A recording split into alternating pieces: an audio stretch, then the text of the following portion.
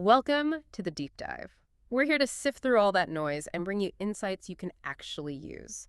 Today, we're diving into something fascinating and, let's be honest, often kind of frustrating: negotiation. I mean, how many times have you walked away from a conversation thinking, gosh, I could have gotten more? Whether it's salary, buying something big, even just project stuff, that feeling you left something on the table. Yeah, well, our mission today is to unpack a strategy that tackles exactly that. We've gone through the sources you sent, and they point to something. Well, it feels a bit counterintuitive. The idea is winning by asking for more than you actually hope to get. Sounds kind of bold, right? But stick with us, because the psychology behind it is genuinely interesting. Yeah, and it's really important to clarify something right off the bat.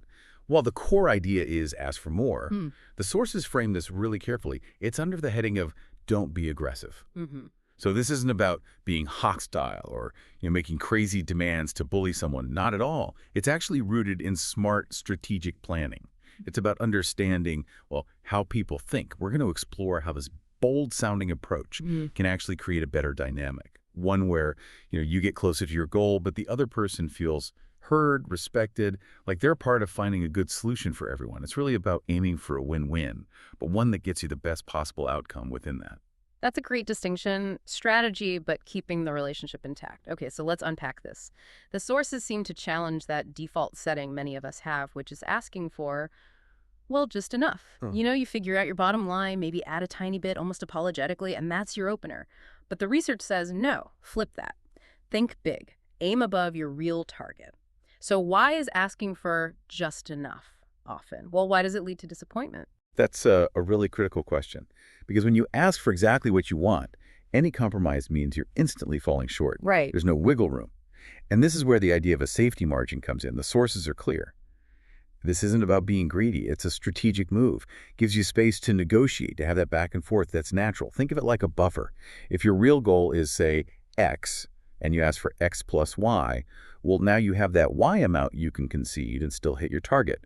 Or maybe even do a bit better. It turns what could be a loss into strategic flexibility. Ah, okay. So the safety margin isn't just padding. It actually sets up the whole negotiation dynamic differently. How does starting higher like that, how does it change how the other person sees the value of what's on the table? Right, this taps into a really well-known cognitive bias. It's called the anchoring effect. Mhm. Researchers like Daniel Kahneman and Amos Tversky studied this stuff extensively. People tend to really latch on to the first piece of information they get, the anchor, even if it's a bit random.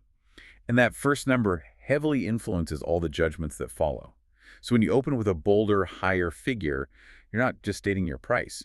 You're actually sort of recalibrating their internal sense of value. You're setting the upper end of the possible range for the discussion. It makes it harder for things to drift way down low. Even if they push back, the final agreement is likely to land higher than if you started near your minimum. It frames things more on your terms, but subtly. That's fascinating. You're kind of leveraging how our brains naturally work. And the sources give a really good, relatable example of this, didn't they? Like, if you want a $5,000 raise, the typical way is just to ask for $5,000. But using this strategy, you might ask for, what, $7,000. That instantly builds in that $2,000 buffer and just changes the whole starting point. Exactly. And the real power isn't just the buffer for you. It's also about the psychological effect on the other side. Think about it. You propose $7,000, and eventually you settle for $5,000. From their perspective, they feel like they've achieved something. They negotiated you down, right? They got you to concede. That feeling of having won a concession can be almost as important as the final number itself. It helps them feel the outcome is fair, that it was a successful negotiation for them too, even though you landed right on your original target. It's about managing perceptions, which is key for ongoing relationships. Okay, so it's not just what you get, it's how the other person feels about the deal they helped make. That makes a lot of sense. And the sources really hammered this point. Your first ask is crucial because it sets the tone. So the advice isn't just make an ask, it's set it boldly. It sounds quite assertive, but here's the practical bit. How do you make sure that bold ask doesn't just sound unreasonable? Or worse, offensive? How do you justify starting higher? Yeah, that's the crucial balancing act. And the answer is preparation, diligent preparation. Your higher ask can't just be plucked out of thin air. It needs to be justifiable, which means, doing your homework. If it's salary, you research market rates, you understand your specific value, maybe quantify your achievements. If it's a business deal, you know the cost, the potential upside, what competitors are doing. Your anchor needs some grounding. It could be based on things like market data, what are similar things actually going for, or your value proposition, how do you uniquely solve their problem? Can you put a number on that value? Or maybe future potential, what are the long-term benefits? So for instance, selling a service, instead of just saying my rate is X per hour, you might frame your opening proposal around the total value delivered or the ROI they can expect. That shifts it from just price to, well, value. The key is your bold ask should push the boundaries of what seems possible, but not crossing the realm of the ridiculous. It has to feel like a stretch, but still within reality somehow. Right, pushing boundaries, not fantasy land. Confident but grounded. Got it. Okay, but what if you do all that research, you make your bold, justifiable opening, and they come back with something super low? Like they try to set their own really low anchor. How do the sources say to handle that? Oh yeah, slow a ball counter. It definitely happens, especially with experienced negotiators.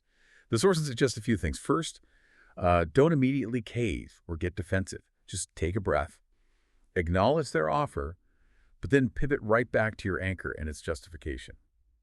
You might say something like, okay, I understand that offer. Based on our analysis of the market and the specific value X provides, we still see Y as reflecting the true scope here. You're basically restating your anchor politely but firmly. Second strategy, ask questions. Dig into the why behind their low number. Could you help me understand the thinking behind that figure? Or what factors led to that particular valuation? Yeah, this does two things. It buys you time, and it makes them justify their number. It might reveal constraints or assumptions you can then address.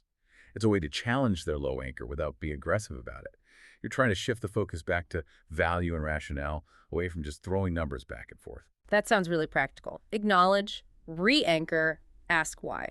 Okay, it turns it back into a conversation about value, not just a price war. And this whole approach, it's not just for buying cars or asking for raises, is it?